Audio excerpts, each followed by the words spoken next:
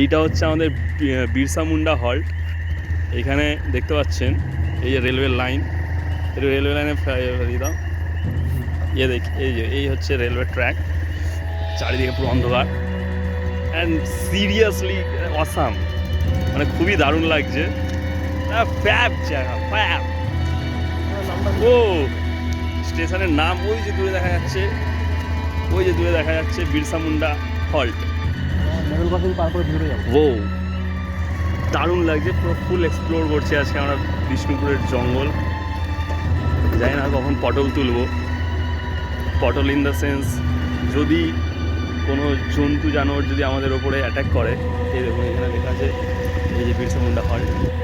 But seriously nice place, awesome. আপনারাও আসুন and full explore করুন জায়গাটাকে। বাট সেরা লাগছে ভাই, অসাম অসাম।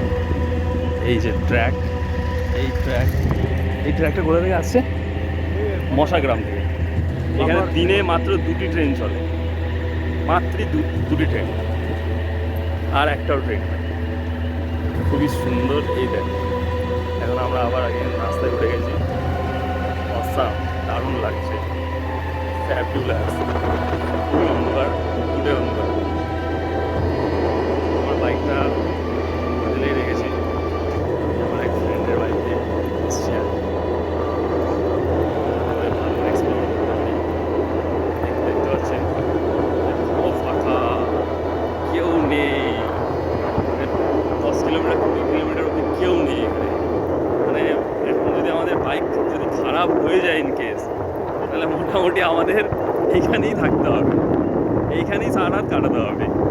আর এলস আর কোনো অপশান নেই, কারণ এইখান থেকে আমাদের হোটেল অবধি যেতে যেতেই মানে ভোর হয়ে যাবে আর কি। আমরা এখন এতটাই ভিতরে চলে এসেছি।